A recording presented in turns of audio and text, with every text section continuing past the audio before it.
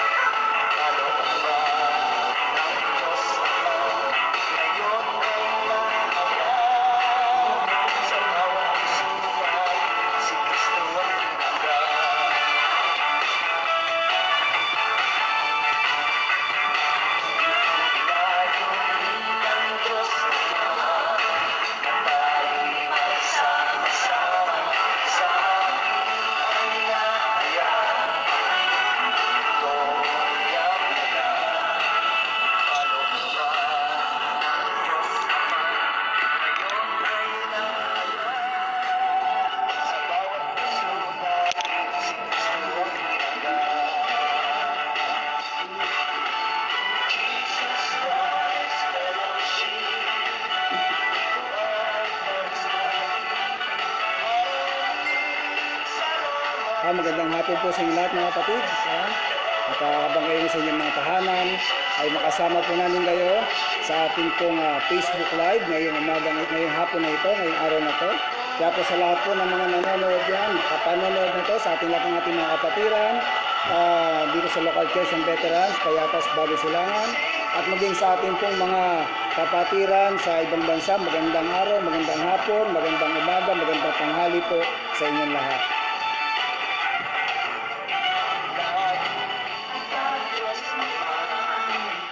Okay lang.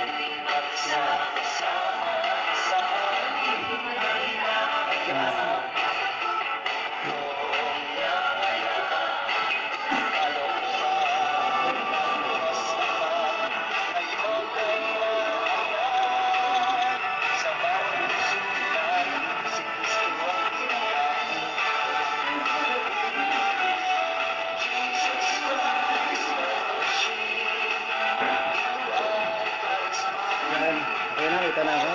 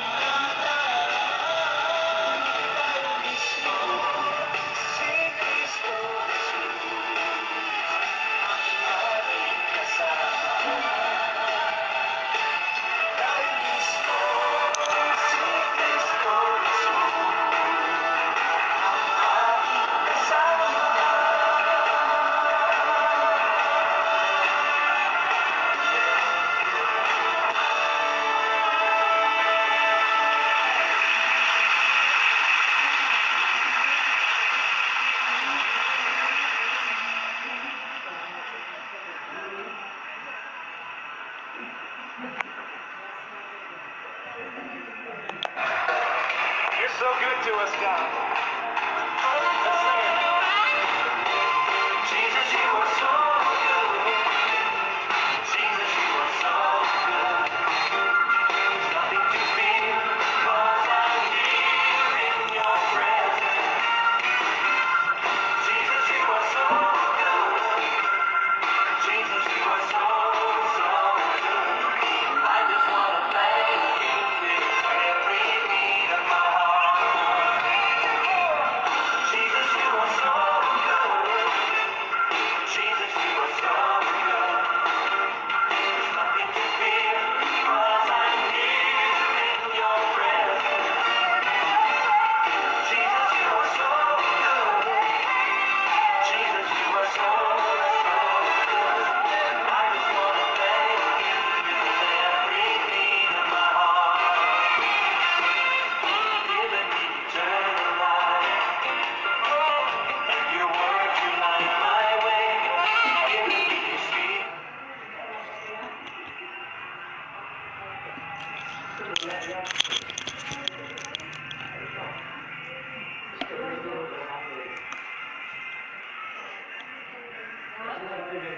Sagit lang, basta. Sagit lang. Sagit.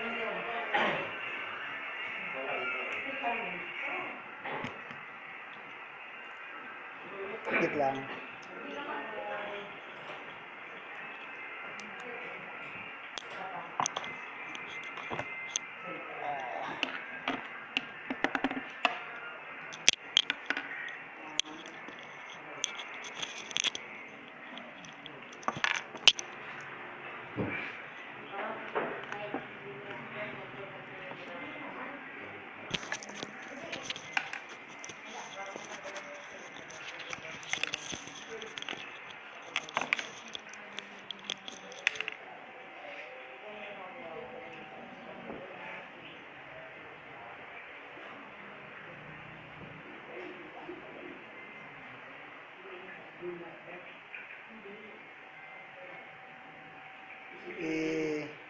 I-ano mo yung cellphone mo. Hindi. Store yung ano mo. Right pala. Ihiga mo yung cellphone mo, Pastor. Hindi, okay na.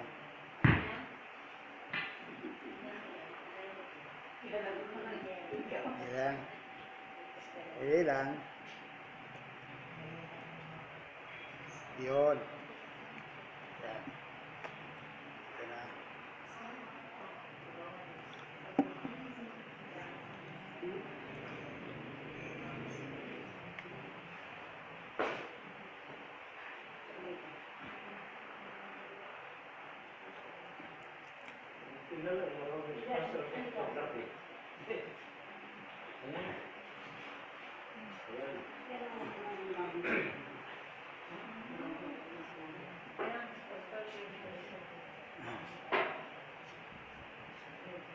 Okay. Okay, isang magandang hapon po, isang mapagpalang hapon po sa inyong lahat, mga kapatid ko sa Panginoon mula sa JCF IGN Payatas, Bagong Silangan Veterans Local Church. Ayan po, sa ilalim po ng JCF IGN po. Nasa pamumuna po ng aming mahal na pastor, Pastor Gary Pahinanga, Pastor Jose Napal. Ayan po, sa lahat ng mga kapatiran natin dyan sa lugar ng Veterans Home, ngayon ho, sa local church na kung saan ho, ito po yung oras, ito yung pagkakataon na para po tayo makapakinig ng iba-ibang mga words of encouragement mula sa ating Panginoon. Ayan po. Alam niyo mga kapatid ko sa Panginoon, sa kabila ng mga ating mga naranasan sa gitna ng pandemya na ito, ay kailangan natin talaga kumapit na huwag tayong hayaan na makahilagpos tayo sa kamay ng ating nag-FB live streaming ako kanilang umaga, ayun nakausap natin at talagang naman Sister Shirley Bautista Howell, nasa Maryland siya ngayon, na kung saan talaga naman natutuwa ko siya sa atin kasi po magkakaroon na po tayo na talagang expanded ng ating church na second floor, na kung saan pinag-pray din po natin siya, na kung saan humingi siya ng prayer request na kung saan ay tulungan siya ng Panginoon na magkaroon pa siya ng maraming blessing para po makatulong pa siya financially sa ating gawa ng paglilingkod. Alam niyo mga kapatid ko sa Panginoon, ika nga sa salita, sa quotes po, kung may connection ka sa Diyos, 100% buhay mo ay magiging maayos. Hindi ka man mayaman, ngunit hindi na uubusan dahil may pananalig ka sa Kanya at alam natin na hindi tayo pababayaan at iiwan ng ating Diyos magpakailanman. Hebrew chapter 13 verse 5, ang sinasabi ng ating Diyos,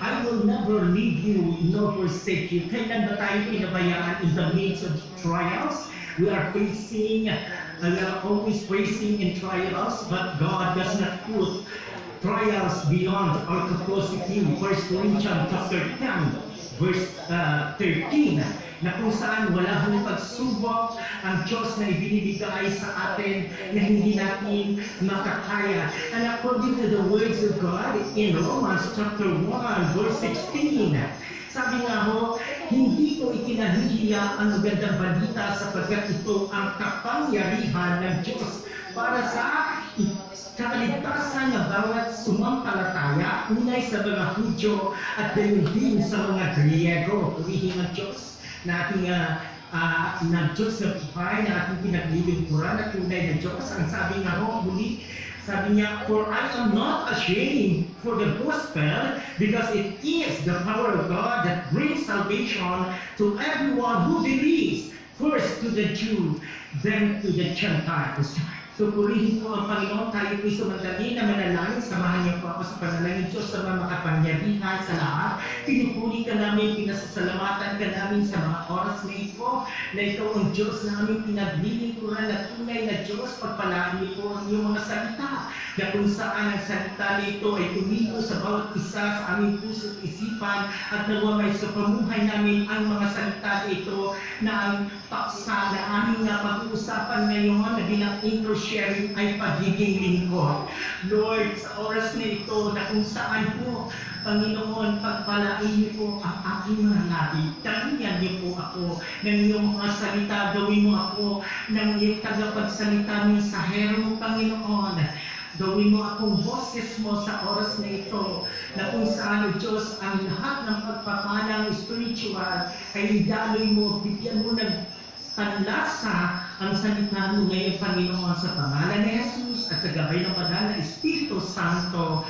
To God in the glory. Amen. Ayan ho, muli po, magandang hapon po sa ating lahat, mga dear brothers and sisters. Sabi ko nga po, my greatest testimony with my entire of life that I ever had, na kung saan ay talaga naman yung transformation ng ating Panginoon sa ating buhay ay talagang hindi nagbabago, hindi siya kumukupas, hindi tayo pinababayaan ng ating Panginoon. Na lagi po niya sinasabi sa akin na kung saan sabihin mo, sabi niya, sa iyo mga nakakasama, mga kaibigan na nakakasama mo sa hamog na lansangan, na kung saan ang Diyos na pinaglilingkuran mo ay tunay na Diyos, hindi gaya ng Diyos ng sanlibutan, ay hayaan ka lang patuloy na gumagawa ng kasamaan, hayaan ka lang doon sa mga bagay, sa mga lungkong bagay. Pero ang patotoo ko sa buhay ko, masaya ako nung ako'y namuhay sa mundo. Pero nung ngayon po, yung ako po ay namuhay na sa piling ng ating Panginoon, na sinusunod ko na ang kalooban ng ating Panginoon. Hindi lang po doble ang isinukli niya sa akin na kasiyahan, hindi lang triple, but millions and millions of happiness that I ever had, na kung saan ho, ang kaligayahan ko ay hindi ko masusukat na babayaran anuman sa laki, kasi ito po yung kaligayahan na mula sa Diyos. Ayan po, tayo po ngayon ay talaga naman, ang ating topic ngayon ay talaga yung pagiging lingkod. Ayan. So, sa ating pagiging lingkod, marami tayong naranasan na sa ating paglilingkod sa ating Panginoon. Hindi lang sa mga pamilya natin. Kalaban natin, una yung sarili natin. Dahil una, sarili natin, masyado tayong busy, Monday to Friday, or even the Saturday, but even Sunday, kailangan din po natin dapat ilaan natin ang ating mga sarili. Dahil ito po ang araw ng Panginoon. The Sunday is the worship day for the Lord. Yan, palapakan natin ang ating Panginoon, and glory to God in the highest. So sa pagiging lingkod, ano po ba ito sa pagpapaliwanag natin sa simulain pa lang ng pagiging lingkod ng Panginoon umaging sa mga tao mula sa panuntunan ng salita ng Diyos? Ang isang lingkod ay may kakayahan at may katangiang nararapat maging salamin ng kagandahang halimbawa sa loob ng kanyang paglilingkuran na iglesia. Ang salitang lingkod sa ibang wika ay ministro. Ayan. At siya ay may ministeryo dapat gampanan. Ayan. Si Jesus ang unang lingkod na nagbibigay ng isang mabuting halimbawa. Sinabi niya na ating Panginoong Hesukristo, napaligto siya hindi upang paglingkuran, kundi ipaglingkod ang kanyang buhay dahil sa marami. Jesus Christ Himself crucified in the cross of Calvary because of you, because of me, because to save you, to save me, and to save us, and to redeem us. Na ano po yung sinasabi na redeem? Yun yung pagtubos na binubos ka sa pamamagitan ng dugo ni Kristo, yung siya ay nabayubay in a cross and Calvary, na kung saan ito yung dakilang pag-ibig ng Diyos Ama sa langit, that He sent His only begotten Son, Jesus Christ Himself, to nailed in the cross of Calvary. So yun po talaga ang tunay na kapangyarihan ng ating Panginoon na kung saan sa pag-ibig pa lang niya ay napakalawak ng pag-ibig. So sa ating paglilingkod ngayon, kailangan natin na kung saan maglilingkod tayo na may kalinisan at katapatan sa ating Panginoon at tiyak katagumpayan. Ang susunod na ibibigay ang pagpapala, bibilisan ka ng panibagong pagpapala, bibilisan ka ng panibagong kalakasan, at bibilisan ka ng panibagong lakas, ng panibagong kasiyahan mula sa ating Panginoon na kung saan tayo ho na bilang mga lingkod ng ating Panginoon talaga naman na tayo ay magiging isang buwara na lingkod ng ating Panginoon na gaya ni Jesucristo. Siya po ang unang lingkod na nagbigay ng isang mabuting halimbawa na sinabi niya na parito siya hindi upang paglingkuran kundi paglingkod ang kanyang buhay dahil sa marami. Lucas chapter 22 verses 25 to 27. Ang sabi niya sa 25, at sinabi sa kanila ni Jesus, ang mga hari sa mundong ito'y pinapanginoon ng kanilang nasasakupan at ang mga may kapangyarihan ay napatatawag na mga tagatangkilik nila sa 26, ngunit hindi gayon sa inyo. Sa halip, ang pinakadakila ang dapat lumagay na siyang pinakabata at ang namumuno tagapaglingkod. 27, sino ba ang higit na dakila ang nakadulog sa hapag o ang naglilingkod? Ayan. Sabi ng Panginoong Jesucristo, hindi baga ang nakadulog sa hapag? Ngunit ako'y kasama ninyo bilang isang naglilingkod. So yun po ang isang patunay ng ating Panginoon na hindi siya pumunta sa sanlibutan para siya ay paglingkuran, kundi kasama niya tayo na naglilingkod. Purihin ang ating Diyos na buhay. Na kung saan ho, sa pagiging lingkod natin, ito po yung tinuturo na legacy na ibuwa ng ating punong katiwala, yung unang punong katiwala in the Blue Book. Yan po, ay talaga naman, yung legacy niya, yung turot aral, yung doctrines na iniwan niya sa atin ay napaka-genuine po. Talaga naman, ito po yung sinusundan natin na mula po sa salita ng ating Panginoon. Purihin ang Diyos na buhay. Ang sabi pa po niya dito sa 1 Timothy chapter 4 verse 6, ikaw ay magiging mabuting lingkod ni Kristo Jesus kung ituturo mo sa mga kapatid ang mga tagubilin ito, at habang itinuturo mo ito, dinudulutan mo rin ang iyong sarili sa pagkain espiritual at ng tunay na aral na sinusunod mo. So, ibig sabihin po, vice versa lang po. Kung tayo po ay talagang ito naman yung itinuturo mo sa mga kapatid mo, ang tagubilin ng ating Panginoong Jesucristo, walang iba, yung mga salita niya, ayan, at habang tinuturo mo ito, dinudulutan ka rin ang iyong sarili mismo ng pagkain espiritual at ng tunay na aral na sinusunod mo. Purihin ang Diyos na buhay. Glory to God in the highest. Number 2, sabi niya, ang pagiging isang lingkod ay yaong hindi magiging dakila o tagahatol na tulad sa makamundong pagiging ministro, kundi siya ang maglilingkod. Lucas 22, yung binasa natin, earlier na binasa natin, Lucas 22, verses 25 to 27, na hindi na parito ang ating Panginoong Jesucristo upang siya ay paglingkuran, kundi upang siya ay maglilingkod. Kasama natin na naglilingkod. Ayan mo. So, na ito naman po sa halimbawa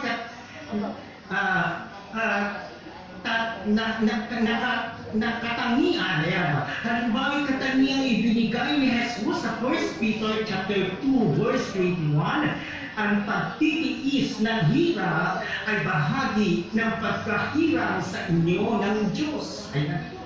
Kaya po itong pagtitiis natin sa gitna ng pandemya, ating naranasan, ayan po, itong pagtitiis ng hirap ay bahagi ng pagkahinang sa inyo ng Diyos sapagkat nang si Kristo ay magtiis para sa inyo, binigyan niya kayo ng halimbawang dapat ninyong tularan. Sa 22, hindi siya gumagawa ng anumang kasalanan o nagsisinungaling kailanman. Sa 23, nang siya'y alipustahin, hindi siya gumanti. Nang siya'y pinahirapan, hindi siya nagbanta. Nanalig siya sa Diyos na makatarungan. Sa 24, sa kanyang pagkamatay sa krus, dinala niya ang bigat ng ating mga kasalanan upang tuluyan na ating iwan ang pagkakasala at mamuhay ayon sa kalooban ng Diyos. Kayo'y dumating sa pamamagitan ng kanyang mga sugat. 25, the last verse, sapagkat nagkawatak-watak kayo, gaya ng mga tupang naligaw, ngunit tinipon kayong muli ng pastol at tagapangalaga ng inyong kaluluwa. Sino itong tinutukoy na pastol, which is Jesus Christ Himself? Siya yun, nagtipon sa atin, tinupong tayo ng ating Diyos Ama na sa langit dahil ang layunin ng ating Diyos Ama na kung saan mo na nakalagay po yan sa 1 Corinthians chapter 1 verse 9 and 10 na tayo po ay tapat ang Diyos na tayo tinawag upang makikisama sa pangalan ng ating Panginoong Hesukristo. So yun po ang layunin ng ating Panginoon sa pagiging lingkod na tayo ay tinawag ng Diyos Ama sa langit upang tayo ay makikisama sa pangalan ng ating Panginoong Hesukristo. So we are fellowshipping with one another through the name of Jesus Christ. So yun po na napakabuti po ng ating Panginoon na sa araw-araw na kung saan araw-araw po ginagawa ng ating Panginoon na talaga na naman itong COVID-19 at itong yung Delta variant na naman na kumakalat talaga na naman talaga na naman na napakahirap po ng ating nararanasan ngayon. But according to the 2 Chronicles chapter 7 verse 14, ito lang po sa pagiging lingkod natin, ito yung salita na panghahawakan natin sa 2 Chronicles chapter 7 verse 14, ngunit sa sandaling ang bayan ito na ating pinili ay magpakumbaba, manalangin, hanapin ako at taligan ang kanilang kasamaan, iringgin ko sila, patatawarin ko sila at ibabalik ko sa kanilang lupain ang katiwasayan at kasaganaan. Ano kung sabi sa wikang Banyaga in English? If my people who are called by my name will humble themselves and pray and seek my face and turn from their wicked ways, then I will hear from heaven and I will forgive their sins and will heal their land. So ito po yung sagot ng COVID-19 na pinahintulutan ng ating Panginoong Diyos na mangyari at maganap sa buong mundo, hindi lang sa bansang Pilipinas, para ho tayo ay tinatawagan ng ating Panginoon na tayo bilang mga pinili ay dapat po tayo magpakumbaba, nalangin, hanapin natin siya at taligdan ang ating mga kasamaan, diringgin tunay na diringgin tayo ng Diyos at tatawarin tayo ng Diyos at ibabalik sa ating ang lupain, ang katiwasayan, yan, ang kasaganaan sa lupain na kung saan man itong lupa ng bansang Pilipinas, the planet of Earth, in the country of the Philippines, ay talaga naman this is the promises of God. Now, according to His promises and to His words, we can stand secure. Na sinasabi nga po niya sa pamamagitan ng kanyang salita. Ano itong salita? Ito yung mabuting balita. Ito yung mabuting balita, which is the good news. Ito yung ano itong good news? This is the gospel of God. Na kung saan ito yung great commission natin na ipangaral natin ito na hindi dapat natin itong ikinahiya. Sabi nga po sa Romans chapter 1 verse 16. Uulitin ko po, hindi ko ikinahihiya ang magandang balita sapagkat ito ang kapangyarihan ng Diyos para sa kaligtasan ng bawat sumampalataya, unay sa mga Hudyo at gayon din sa mga Griego. Purihin ang Diyos na buhay talaga naman. Nakaka-amaze po ang buhay natin ito. Bagamat po tayong naman, sabi nga ho, sa quotes na ating binasa kanina, na kung ikaw ay may connection sa Diyos 100%, buhay mo ay maging maayos, hindi ka man mayaman, ngunit hindi ka nauubusan. Dahil may pananampalataya ka sa Kanya at hindi ka niya pababayaan. He hears your prayers and He hears your plan. Yan. So sa ating mga pag-ibig, sa ating mga panalangin, pinapikinggan tayo ng ating Panginoon at darating ang araw, ang ating mga lupa, ng ating mga mata ay papahirin ng ating Panginoon. At gayon din naman, na kung saan mo lahat ng bagay dapat po kung ano pong nasimpa natin sa ating buhay, dapat po ipagkatiwakala natin una sa ating Panginoon at ibalik natin. Dahil po yung buildings natin na itinatayo, mga gusali natin, sabi ko nga kay Sister Shirley, yung mansion na yan na tinitirhan dyan sa Maryland, USA, that is a temporary. Yung buhay natin, this is a temporary. So lahat ng bagay is a temporary.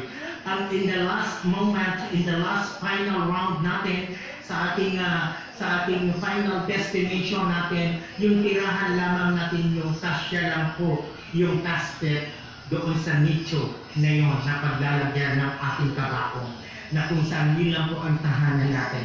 Yung tahanan natin na buildings na malalaki, iiwan natin na mawawasak na. Yung pera, mauubos na.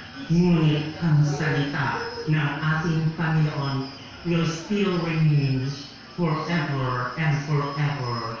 Amen. To God be the glory. Hope na napalakas ko kayo sa maikli po na and for sharing na ito. But I'm really blessed today na kung saan nakalimutan ko po ito na ako pala ay mag-sharing ngayon. But then, talaga naman ipinaghanda tayo ng Panginoon ng isang talagang mensahe na napakaganda ng mensahe na kung saan mo patuloy kami, hindi sabi ko nga kay Pastor Jose sa aming mga prayers kasi meron kaming devotional prayer every madaling araw, minsan ho hating gabi in the midst ng gabi, na sa kalagitnaan ng gabi, 12 o'clock, na nagigising na kami, tawagan na siya kung sino ulat tatawag, naghihintayan na kami, at hindi kami halos nakakatulog sa totoo lang kasi sa totoo lang ang laging pinapa-remind ating Panginoon, which is the mission. Yung mission na yan, alam natin na mag-grant natin yan by the guidance of the Holy Spirit and through the guidance of the Lord, na kung saan ho, hindi tayo niya pababayaan, hindi tayo niya iwan kailanman, na kung saan nariyan lang ang ating Panginoon, na kung saan napakaganda po na ang ating tema ng ating anniversary. Sabi ko nga, Pastor Jose, kahit pa December yan, kung ano po, bibigyan tayo ng pagkakataon ng Panginoon na isang araw, magse-celebrate tayo ng bonggang celebration ng 26th year anniversary. Kahit pa po na December natin idalaos yan, isasabay sa Thanksgiving, walang problema. Hindi po problema yun. Dahil alam po natin, may Diyos po tayo na tunay na Diyos, na siya po ang nagbibigay, nagpo-control sa lahat ng bagay. And to God be the glory. Lagi lang po natin panghawakan. Sabi ko, Pastor Jose, huwag tayong bumitaw sa ating mga panganalangin, huwag tayong bumitaw kung hindi man ibinigay pa ng Diyos yung ating mga prayer, pero in His time, sabi ko gano'n, ibibigay yan ng Panginoon kasi ang desire natin, hindi sa pansarili natin. So yun lang po, mag-iwan tayo na magandang legacy sa bawat isa sa atin bilang naglilingkod sa ating Panginoon at alam natin yung legacy na yun kung paano si Kristo nag-iwan na magbuting halimbawa sa ating gayon din naman bilang followers niya, mag-iiwan din po tayo ng legacy na mabubuting alaala bilang pamana natin sa kapwa natin lingkod ng ating Panginoon. Purihin ang Diyos, to God be the glory. Manalangin tayo muli Diyos sa mga kapangyarihan sa lahat. Salamat po sa paksa na pagiging lingkod. Salamat po sa pagkakataon ko na nabigyan niyo po ng opportunity ang iyong ibang lingkod to spread your gospel, Panginoon. Salamat, Panginoon. Ibinabalik ko na po sa iyo, Panginoon, ang kapurihan, ang papasalamat sa tamang pangalan ni Jesus at sa gabay ng Banal na Espiritu Santo. Amen. To God be the glory. Sa inyo lahat po, mga brothers and sisters, patuloy tayo manood ng FB live streaming. Yeah. God bless us all. Yan, purihin ang Panginoon. Wala. Yan, purihin ang ating Panginoon. Maraming salamat po sa ating kapatid mula sa Murong Bataan pa na kasama po natin siya sa atin pong Midweek Fellowship ngayong hapon pong ito. So, ngayon mga kapatid ko, tatawag pa rin po tayo ng isa po natin sa staff, ang atin pong Elder Francisco, para makapagbahagi rin po ng ilang salita ng Panginoon para sa atin pong mga kapatiran na nanonood ng FB live streaming na ito, Luzon, Visayas at Mindanao at maging sa ibang bansa. Narito po ang atin pong kapatid, tawagin po natin Elder Francisco para sa ilang mga salita ng Diyos na magbibigay pa rin kalakasan sa bawat isa sa atin. Purihin ang Panginoon.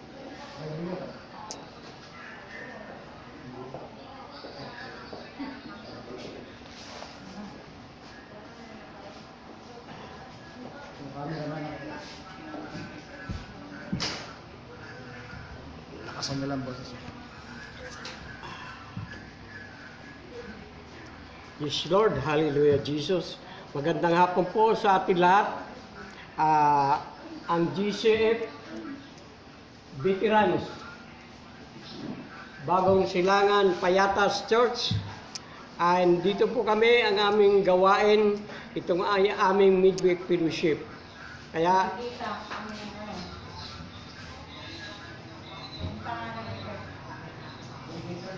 okay na? Sige pa, salita. Kaya andito kami tipo na aming mga pamunuan, ang Pastor Gary, Pastor Zip, at ang mga kapatiran, ang mga ladies workers, at ang iyong mga lingkod. Andito po kami mga elders ng church ay nagkatin para mag-intercede sa kaganapan ngayon sa mundong ibabaw na ito. We are here gathered for a cause. Kaya, una muna, allow me Lord na kapanalangin muna ako bago ipagpatuloy ang maikli kong mensahe. Heavenly Father, the Creator of heaven and earth, we sanctify your holy name, Lord. We glorify you, Father God, in spirit and in truth. Apart from you, Lord, we can do nothing. Dear God in heaven, thank you the privilege to come to in prayer and to pray, God. I humble myself and bow down before you. You are God of Abraham. You are the God of Moses, of Isaac and Jacob, Lord. You are the God of the followers of our Lord Jesus Christ, who was died on the cross of Calvary. He was crucified, but before he was sacrificing, he go to the Mount of Olives for 40 nights and 40 days to intercede the trials and circumstances na kanyang kakaharapin upang tubusin tayong lahat na taga-sanlibutan ng ating pagkukulang, pagkakamali at pagkakasala. Salamat, Amang Banal, dahil kami, tayo lahat ay tinubos ng Panginoon Kristo nga Panginoon natin, nga hindi dapat natin makalimutan, itanim sa puso, isip natin at diwa na siya lang ang ating tagapagtanggol, tagapagligtas.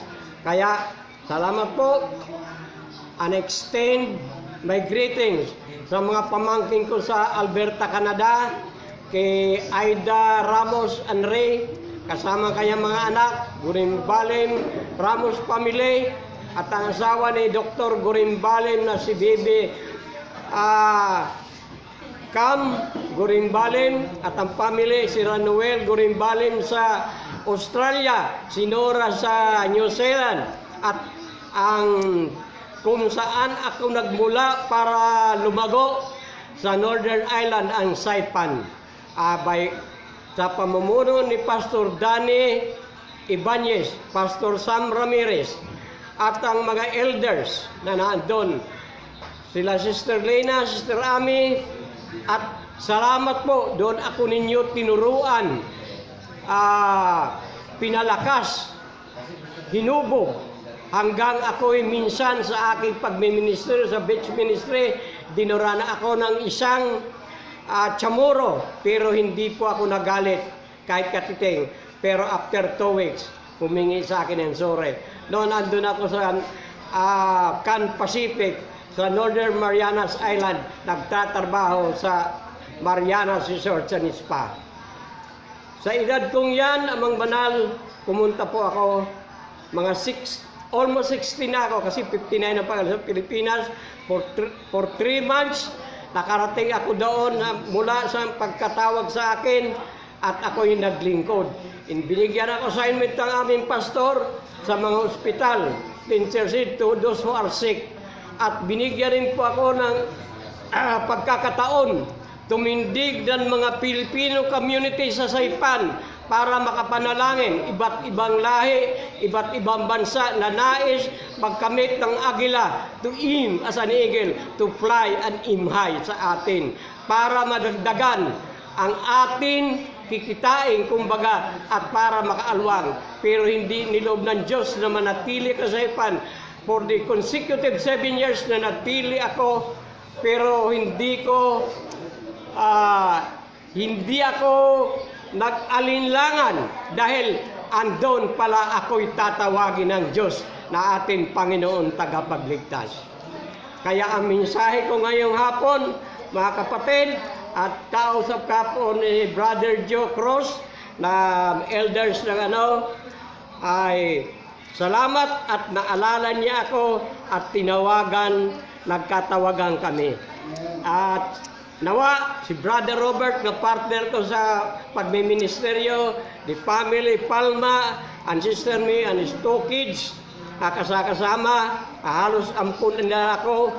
Pero nawa, pagbakasyon sa Pilipinas, hanapin ninyo ako sa GCF IGM Veterans Payatas Local Church. Andito ko ang matatagpuan. Ang pamagat ng aking maikling mensahe, the ancient name from everlasting. Matutunghayan po natin sa Isaiah 63 verse 16. Ang sabi, mayroon ako Tagalog na salin at mayroon Banyaga, pero unahin ko muna ang Tagalog kasi baka maubusan ng oras. Sa Isaiah 63 verse 16, ang sabi dito, ayon sa banal na kasulatan, kung walang nagawa sa amin si Jacob at nunong Abraham, ikaw lamang Yahweh ang aming pag-asa, amang aasahan, tanging ikaw lamang, yaon magliligtas nitong aming buhay. This is timely message that we are facing tragedy, a pandemic, and especially this COVID-19. Not only here in our country, the Philippines, the Far East, but entire to all the nations of the earth. Nakakaranas po tayo. Hindi warang espesipiko lugar, pero dapat tayong maghanda, magbantay, at higit sa lahat manalangin. Mag-intercede tayo sa mga kamag-anakan, kapatiran natin saan man bansa, sa lugar ng Pilipinas, saan man lugar, sa ibang mga banyagan lugar that have been mentioned sa Canada, sa New Zealand, sa Australia, sa Northern Mariana, sa Saipan, at sa inaanak ko pala, dati nasa Guam, nasa mainland na ngayon. Ami, binabati ko kayo lagi at kasama ko kayo sa panalangin. Uli, dito natin matutunghayan, Isaiah 14 verse 24, ako si Yahweh ang inyong tagapagligtas. Tagapagligtas po natin ang kailangan this time pandemic. Ang lumikha sa iyo, ako may hawak ng lahat ng bagay. Ako lamang mag-isa ang nagladlad nitong kalangitan at nag-isa rin lumikha ng sanlibutan. Kung saan ang sanlibutan, ito ang lugar na daigdig na ating pinaninirahan, pinamumuhayan natin. There are some people that are aiming for riches, pero ang yaman na uubos. May nagpapagandahan, pero ang ganda po'y kumukupas. Pangkalakasan, may mga palakasan, pero ang lakas po ay nanghina. All we have to do is go back to God to be repaired. Kaya sabi nga dito lahat, Isaiah Kawikaan chapter 8 verse 22 to 27. Sa lahat ng nilikha ni Yahweh, ako ang una noon pang panahon. Ako ay nilikha na matagal, 23, matagal ng panahon ng anyo. Nag-anyo ako bago pa nilikha at anyuan ang mundo. At 24, wala pang dagat nang ako'y lumitaw, wala pa ang bukal at tubig na malinaw. 25, wala pa ang mga burol, gayon din ang mga bundok nang ako ay isilang dito sa San Sinukob. Brothers and sisters in Christ, this is the very beginning ng ating tagapagligtas na huwag nating kalilimutan na isang Diyos, ang Panginoon Kristo na anak ng Diyos at siya ang Diyos na gahari sa sangkatauhan dito sa mundong ibabaw. Anong lahi ka man, anong kulay man ang iyong balat, anong yaman mo man, anong hirap, basta may Diyos ka, ito ang palatandaan. Walang pinakamagandang bagay mabuhay sa mundong ito ang maglingkod sa Panginoon. Palakpakan natin ang Panginoon. Sabi nga dito, wala pang mga borol ang mga bundok nang ako'y isilang dito sa San Sinukob. 26, ako muna nilikha bago pa ang lupa at bukid. Nauna pa ako sa alabok sa lupa, sa daigdig. 27, ng mga langit ako ay nanlikhay ng langit ako ay naroona, maging ang hangganan ng langit at lupa itinalaga. Sa John 1:18 sabi dito, ayon sa banal na kasulatan, kailanman walang nakakita sa Diyos, subalit ipinakilala ng bugtong na anak, siya ang Diyos na lubos minamahal ng Ama. The only Son of the living God, because He is not born by, He is born by, created according to the gospel. Kaya mga kapatid, and we are part of it. Bahagi tayo ng kung papaano naganap ang mundo. Tayo'y nakikimundo sa mundong ibabaw nito. Nakakaranas tayo ng mga tragedy, mga kapagsubukan, kahirapan, at bigyan tayo ng kaligayahan sa ating mga puso kung tayo'y tuloy-tuloy na maglilingkod sa ating Diyos na buhay. At sabi nga dito, we are part of it. Naalala niyo ba nung araw, wala plantito, wala plantita, napakabakante ng mga bakuran, even here in our place in Veterans Bagong Silangan, walang mga halaman. Pero we are part na ibinahagi ng Panginoon. Ituro ang plantito at plantita upang tayo may magamit to magkaroon tayo ng immune system sa katawan natin at antioxidant. Kaya nagagamit natin yung malunggay, yung mga mapait na yung ampalaya at saka yung isa, yung mapait na dahon na inano sa healing galing. Kaya sabi nga dito, yan lagundi at saka yung madulas, serpentina, at saka maging ito madulas na hinahaluan ng sardinas, alugbate. Yung pala ay marami ang sustansya natin makukuha na kayang-kaya itanim natin sa ating mga bakuran sa pamamagitan ng mga paso o mga latang bakante. It is the knowledge that God has given to each and every one of us. Why pandemic na ipinadala para magbalik loob ang tao sa Diyos. Amen po ba? Sabi nga, the product that God has made it by logic and by quantity, that is a very effective for our health, the antioxidant and immune system, our physical body. It is very in time of the pandemic period by the grace of God Almighty to trust Him in the Lord with all your hearts and mind and not lean your own understanding. Acknowledge in your faith dahil napakabait ng Diyos, ibibigay niya ang dapat nating kamtin. Amen po ba? Before, ang penicillin, very effective na gamot. Sugat o maging sakit, kung anumang parte ng katawan, nakakagaling. Pero there is certain period of time na walang bisa yung penicillin. Kaya, sabi nga, it is very timely na itong mga herbals na to is timely living sa ating mga paligid, sa ating mga bakuran, sa mga paso o mga latang bakate na tayo nagtanim ng plantito-plantita para pagdating pala nitong pandemic is very effective sa ating immune system at naging antioxidant natin. Kaya, sabi nga, it is the product of physical, mental, spiritual, maging healthy tayo. It is a fermentation, is a metabolic process that produces chemical changes in organic substance through action and enzymes.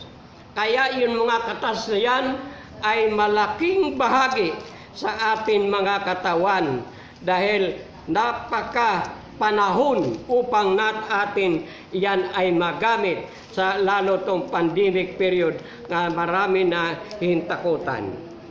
Kaya alam mo nyo mga kapatid, pinagbabalik loob tayo sa Diyos.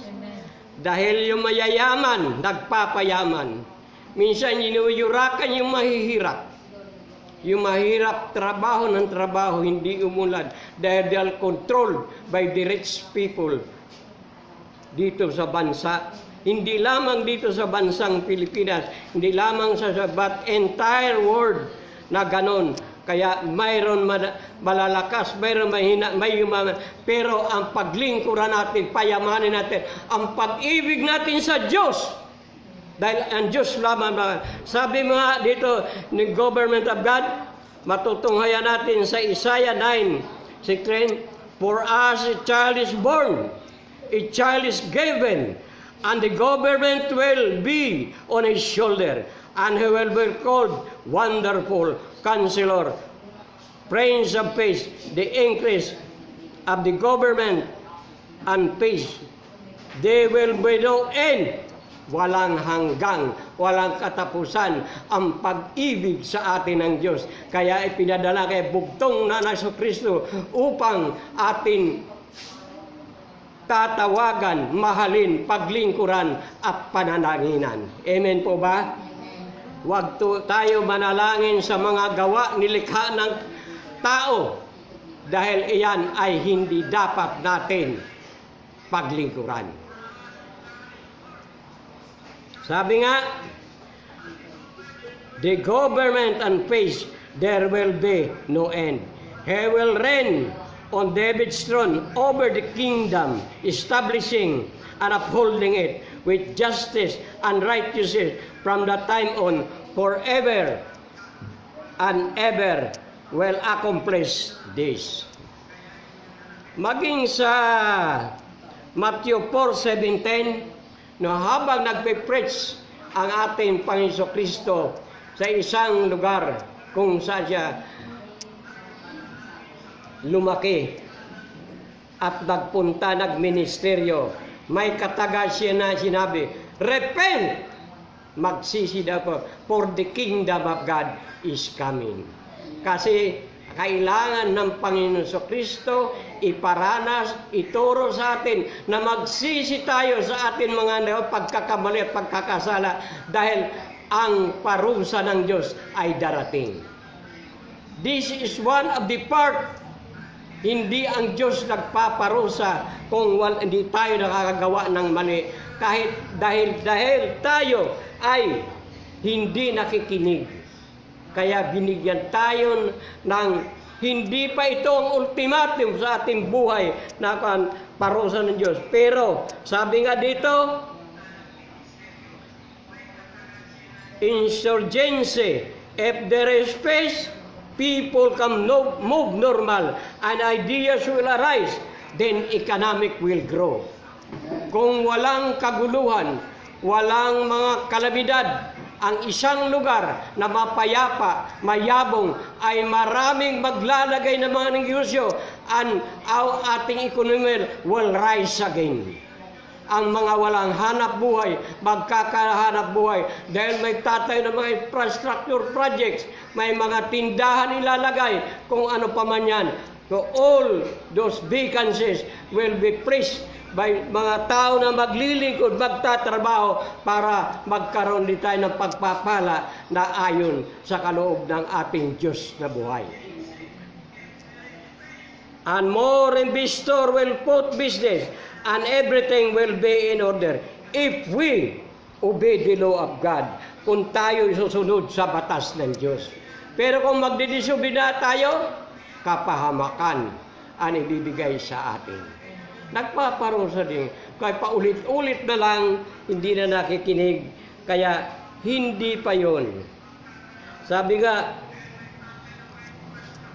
there will be in order if we obey the law of God to restore us first. We people are broken by our sin. All we have to do is to go back to God to be repaired.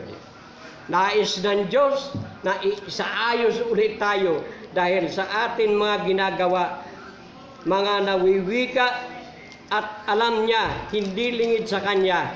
Kaya tayo'y mapalad dahil andito tayo sa apat na sulok ng bahay panambahan na ito ay parang parula. We are all surfer sa mundong ibabaw na ito. Minsan malalakas ang alon, minsan mahina, minsan isip natin, hindi kaya natin itawid, isurvive ang buhay natin. Pero kung may Diyos tayo sa puso at sa buhay natin, kayang-kaya tayo tulungan, bigyan ng mahahawakan para makasurvive tayo sa kabila ng pangpangayon. Palakpakan natin ang Panginoon. The nature of the kingdom, the government authority, who will influence to the sovereign ruler. Before Adam and Eve commit sin, the picture of Adam and Eve are the perfect replica. If you are a matured Christian, you are a good quality. What is a good quality? Ikaw na nanalangin. Especially the quiet moment. Kasi andun ang Christian balance life tayo kung nag-iisa, kung tahimik ang kapaligiran at wala tayong maulinigan. Pero ang tinig ng ating banal na espiritu at ang Diyos na buhay. He will dictate us, Lord, at tayo'y mapapakinggan ng maayos ang Kanyang ituturo ng mga instruction sa atin. Governors. Joseph at the early age, naging governor of Egypt. Siya'y hindi kinalugdan ng kanyang nakatatandang kapatid. Pinagbalakan siya ng masama. One time, pumunta sa bukid, na inano ng mga kapatid na patayin para itago sa kanilang ama na sila pumatay sa bilang hayop. Pero hindi naganap dahil si Joseph ay kinalulugdan ng Panginoon dahil siya may pusong marunong sumunod at manalangin. Kaya nung hinulog sa balon, yung isang kapatid niya, hindi siya pumayag na ihulog siya doon sa balon. Sabi niya, paano na lang ang gagawin ko? Kaya ang ginawa ng kapatid niya, nanalangin siya. At that very moment, binigyan ng kaligtasan. Dumaan ang mga merchants na Egyptian, ipinagbili si Joseph doon para sa kay Paraon. Pero hindi rin inalaw, may ganon. Iyon pala ang Paraon magkakaroon ng panaginip na tumawag na ng mga salamangkiro, astrologo, mga propita, walang makapagpaliwanag sa kanyang panaginip nga takot na takot ang Paraon. At one time, yung taga-katabi niya sa kulungan, no, pinakulong ni Putipar, nagsabi, mayroon po doon katabi ako na batang Egyptian, marunong magpaliwanag ng panaginip. Sabi, gayon din, ipatawag nyo. Nung ipinatawag siya, na-interpretar ng maayos. Kaya kinalugdan siya ng Paraon. At inirekomenda na ikatatlong pinakamataas na puno sa lugar na yon hanggang dumating naging gobernador siya. At nanaginip po siya ng 7 bakang mga payat at 7 bakang matataba. Ang ibig sabihin ng matataba, harvest time, masaganang ani ang 7 taon. Kaya ang ginawa niya, dahil binigyan siya knowledge and wisdom, ng mga budiga, nag-imbak sila ng mga palay na mararami para pagdating ng kahulugan ng 7 bakang mga payat ay mayroon na sila nakahanda pagdating ng famine. Kaya nung dumating ang famine, nagpuntahan sa ibang lugar kasama kaya mga kapatid na hindi siya nakikilala. Kaya nung nandun na siya, sinabi niya, sige, lilibre ko na kayo. Ang nais ko sunod, idalhin niyo dito ang inyong ama. Pero hindi pa siya nagpapakilala. Hanggang sa sabi, wala na, mahina na. Sinabi na niya ang totoo na siya ay kapatid niyo. Ang kapatid na pinagbalakan niyo patayin, ihulog sa balon, at ipinagbili niyo sa mga Egyptian na mga merchants. Kaya doon napahiya mga kapatid. Pero dahil sa habag ng Diyos at siya kinasihan ng kabutihan, tinanggap mga kapatid at inalagaan, binigyan ng pagpapala ng ayuda at that very moment na taghirap noon. Kaya mga kapatid, sa buhay natin, nakakaranas tayo ngayon. All we have to do is to go back to God, to repent. Sabi nga, because the Spirit of the Lord is upon me, has anointed me to preach the gospel to the poor, has sent me to proclaim those who are oppressed, to recover the sight of the blind, and to proclaim the words of the Lord's people. Kaya inaalaw tayo mga kapatid, na tayo binibigyan pagkakataon, bagamat pandemic, we are only few, ilan-ilanan tayo. Pero kung maririnig ng napakinig ang ating gawain ito, na itulo ay para sa Panginoon at sa atin lahat, baka kung malapit lang, sabi nila, pupunta ka sa lugar na yon. Yun ang magliligtas sa atin dahil sa pananalangin nila. Kaya aayudahan tayo dahil ang puso natin, bagamat maliit ito, pero itong parola na hahanapin ng mga maglalayag para hindi sila maligaw dahil ipunta sa droga, sa paglalasing, sa pagsusugal, at kung ano-ano pang lisya sa mundong ibabaw na ito. Amen po ba? Palakpakan natin ang Panginoon. Sabi nga dito, even Jesus Christ at the very age, siya ay pagkatapos ni Joseph maging quality governor, siya ang example at that age. Siya ang Jesus Christ na ating na anak ng Diyos, pero Diyos din po siya. Already know the law of God. Alam niya ang batas ng Diyos na ang sabi niya, love your God as you love yourself. Love your neighbor. Love your neighbor as you love yourself. Tapos, love your God with all your hearts and mind. as she loved. Hindi sa girlfriend, sa mga teenager.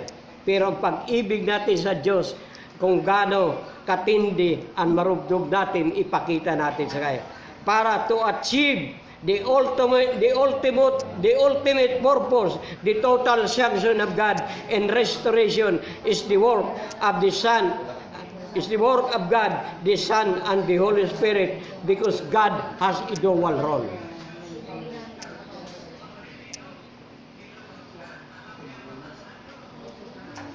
Why pandemic happens? Because God wants His people to go back to Him. Because it is not the end. If Calvary in our life comes, it is not our end. Kung mga kapagsubukan, kapaghatian sa ating buhay na marating, hindi po ibig sabihin na katapusan na ng mundo natin. Lagi tayo maging marugdog. Lalo tayong maging masidhi ang ating pagnanais. Because ang purpose ng Diyos, the purpose of God to us, you are a privilege to a production line if you are willing to be fixed by God. Kung nais mo mapanuto sa buhay, magbalik lang ka sa Diyos. Walang kinalaman kung nagdroga ka man, naghuramentado ka man, nakabatay ka man, tingnan natin ang buhay ni Bilohero. Si Bilohero, nakapatay, nakulong, pero ginamit siya sa kulungan. Naglingkod sa Pinoy, pinagpala rin siya. How much more na tayo ay malalaya, hindi natin kaya gawin yon. Sabi ka sa 2 Peter 2:9, alam ng Panginoon kung paano ililigtas mula sa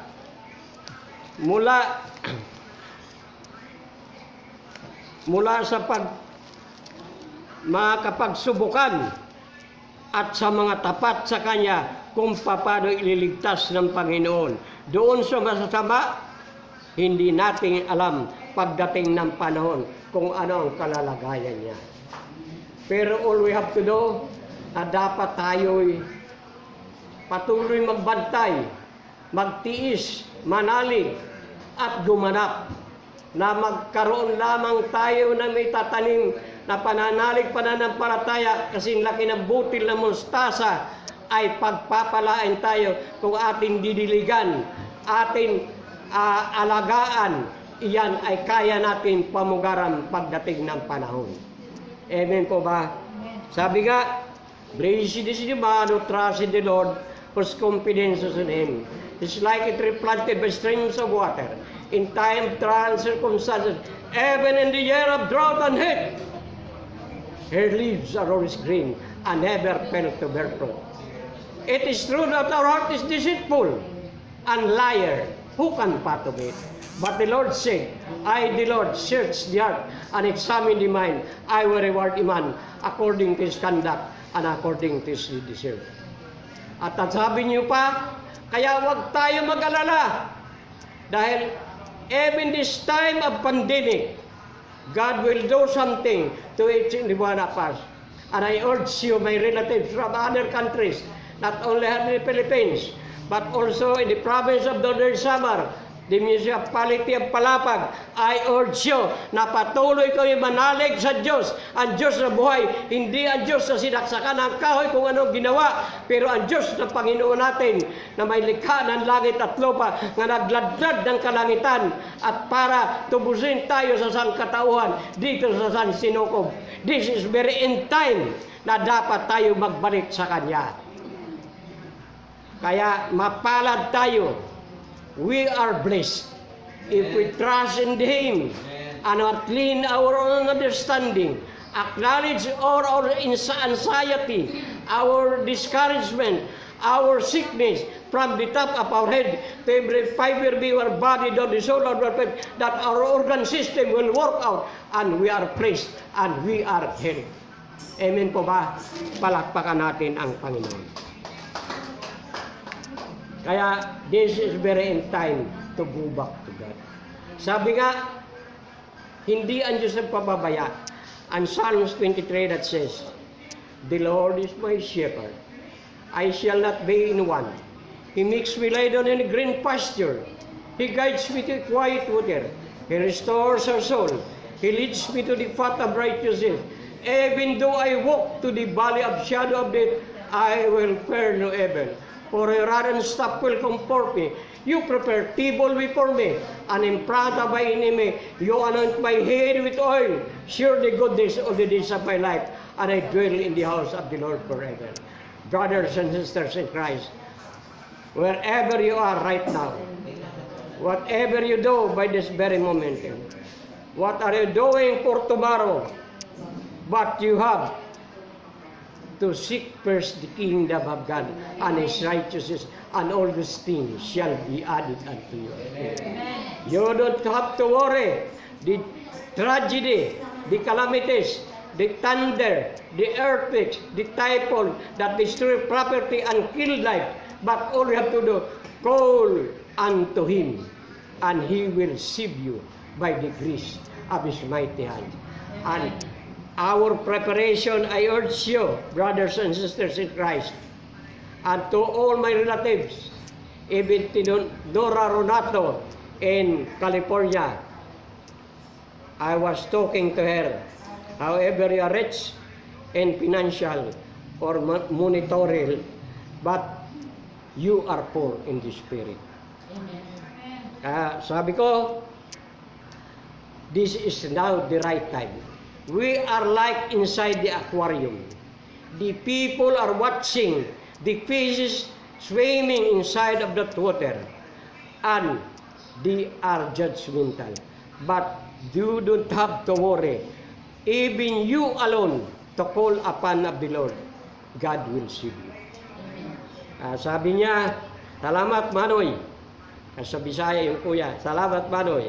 Dahil you reminding me. So yan, hindi siya nakalimutan nila yung nakaraan, yung family relation, yung closest ng mga magulang. Dahil mga mapipera na sila. Pero ako, I still humble myself. And being na makaapak pa rin sa lupa, wala pa man ako napatunayan sa buhay ko. And I trust